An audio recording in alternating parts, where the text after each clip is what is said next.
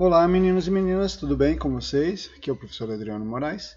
Nós estamos naquela sequência já antiga de exercícios do livro da Beatriz Alvarenga, capítulo 7, sobre hidrostática.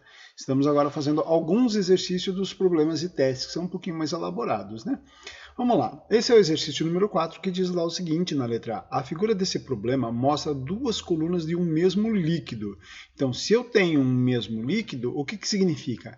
Que vou fazer diferente, que a densidade desse líquido é a mesma, né? A massa específica, a densidade absoluta desse líquido é a mesma, né? De mesma altura e de diâmetros diferentes. Então eu percebo que ele deixou claro para a gente que a altura da coluna dos dois é a mesma, mas eu tenho diâmetros diferentes.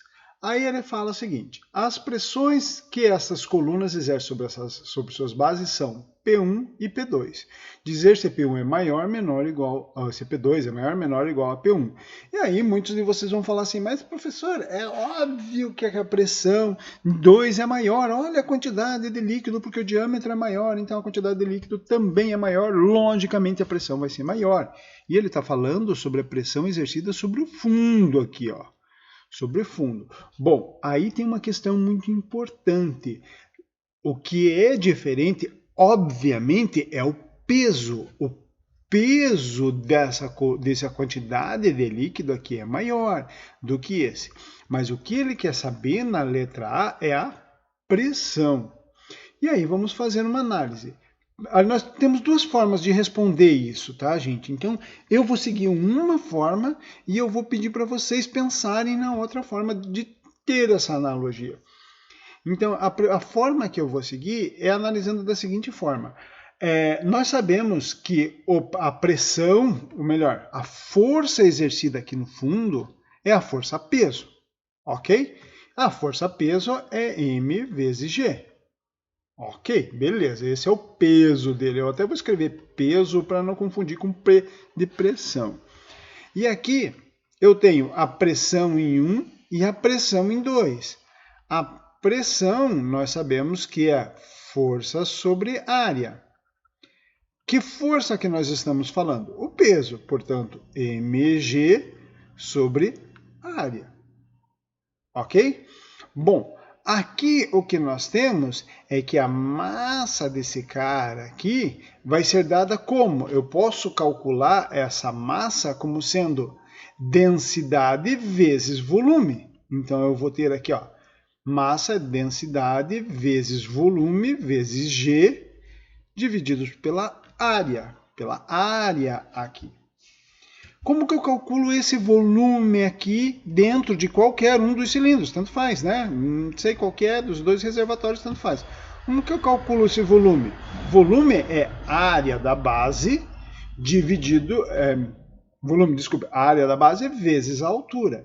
Então, a pressão vai ficar a densidade vezes, no lugar do volume, a área da base vezes a altura vezes G. Tudo isso divididos pela área da base. Opa, o que eu tenho aqui, gente? Eu corto área com área. Isso vai me resultar que a pressão no fundo depende de ρ, depende de G e depende apenas de H. ρ, G, H. Quem que é esse cara aqui? O que eu estou falando aqui? Teorema de Stevin, né?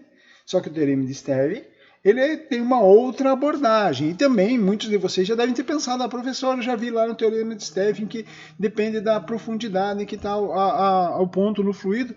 E é isso, aí chegamos no teorema de Stevin dessa forma aqui, tá? Ele tem uma outra abordagem, mas chegamos dessa forma. E o que significa isso, gente? Que se P1 vai ser medido densidade do líquido, que é ρ, é igual G H1. P2 vai ser densidade do líquido, G, H2. Só que tanto H1 quanto H2 são iguais. Então significa que essas duas grandezas, essas duas pressões também são iguais. Interessante, né? Agora na letra B. Na experiência de Torricelli, mostrada na figura 7.4, eu trouxe a figura 7.4 com vocês aqui, foi discutido em sala de aula. Qual seria a altura da coluna de mercúrio se usássemos um tubo de diâmetro 2 vezes maior? e isso eu quero deixar para vocês pensarem um pouco como ela está relacionada, a resposta da letra B está relacionada com o que nós vimos a letra A. Comentem aí o que vocês acham, qual é a ideia de vocês, o que vocês concluem sobre isso, e vamos discutindo o nosso assunto. Um abraço, até a próxima.